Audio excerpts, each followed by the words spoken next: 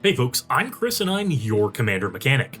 Across 5 years on the channel, I've built over 350 decks, ranging from tuning up your brews to my original decks, and all month I'm taking a look back at some of my greatest hits.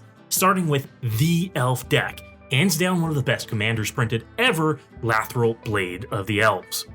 This 4-mana Golgari Elf Warrior is a 2/3 with Menace and reads, whenever Lathril deals combat damage to a player, create that many 1/1 green elf warrior creature tokens. Tap 10 untapped elves you control, each opponent loses 10 life and you gain 10 life. And right there, you have a few pretty clear directions. Lathril is a go-wide commander with a built-in win con that doesn't rely on combat. You want to suit up Lathril with equipment or enchantments, or you want to increase her power with a myriad of elf-related anthem effects and start making an army of tokens. Then you either swing in for the win, or you start doming opponents for 10 by sacrificing elves. And this is where I see a lot of variation in Lathril builds over the years. Do we go more elf ball style, or do we lean further into Voltron? Do we use ways to make our combat more effective, or do we lean into an aristocrats theme? Before we take a look at how I built the deck so many years ago, be sure to hit that like button and subscribe to the channel if you haven't already. This way you never miss my cool brews. The approach I took in my previous build relied heavily on lords and anthems, creatures like Elvish Archdruid and Elvish Champion, and Pride of the Perfect to give your elves some nasty power boosts.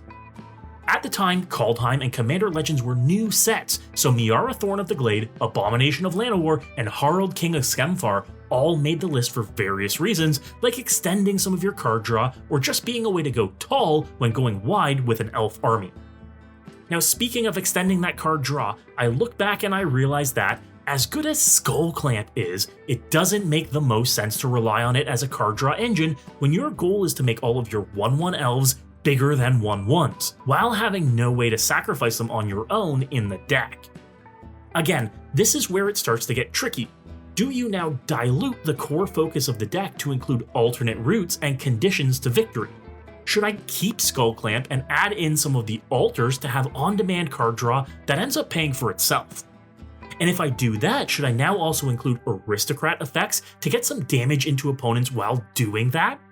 But keep in mind, every new aspect or interaction or synergy you include now takes away from the primary direction of the deck and leaves you with less room for key objectives, while also leaving you tempted to cut a land or two to make room for new pieces.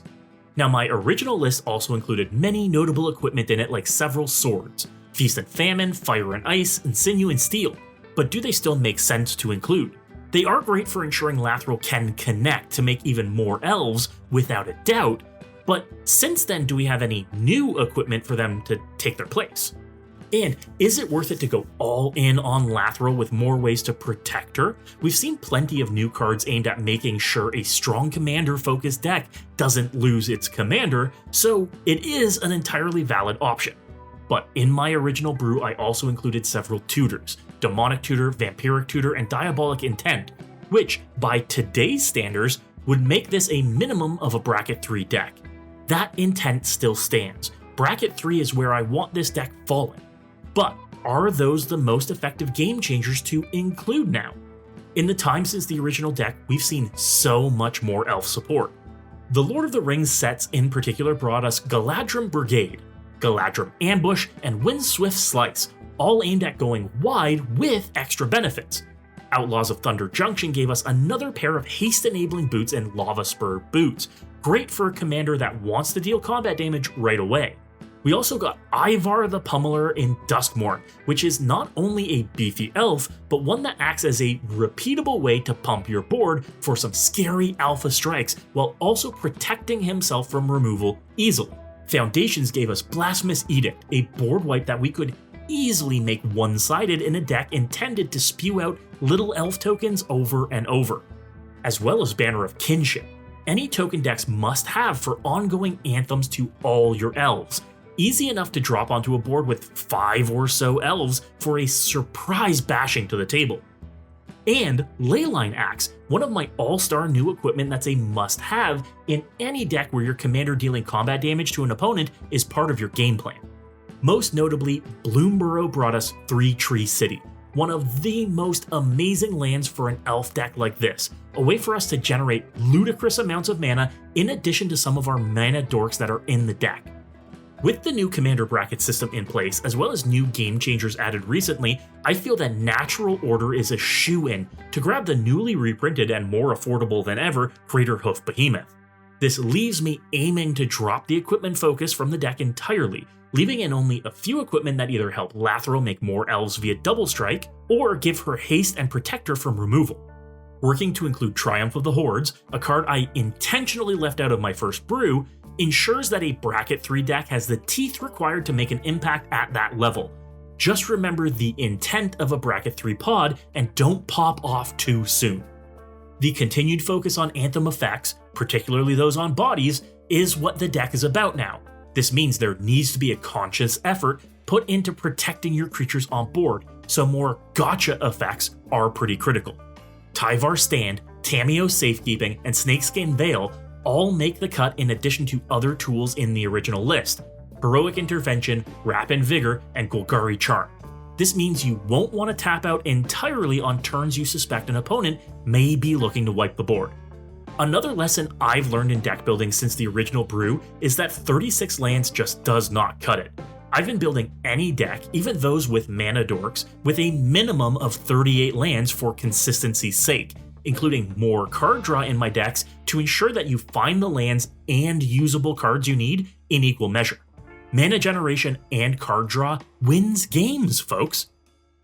This brew is, what I'm certain, the highest we can push this without going into bracket 4 or 5.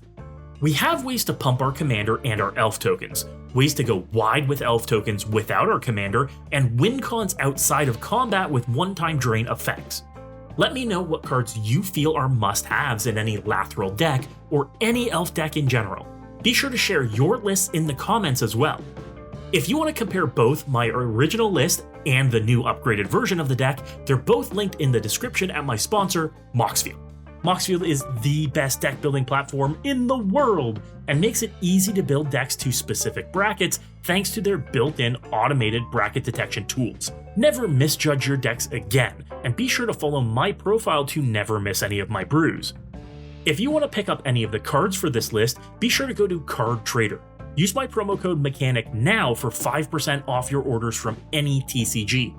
Card Trader's zero system means you can get cards from all over the world with only one shipping fee. Save money and time today. And if you want to sell off your cards, whether they be unused or just duplicates, go to Card Conduit. If you're selling out of anything from Pokemon to Star Wars to Magic, get premium rates for your cards. Ship them unsorted today and get a check in the mail. If you were inspired to brew, you have to hit that subscribe button. Be a gem and check out some of the other videos on the channel right now too. And as always, good luck and have fun!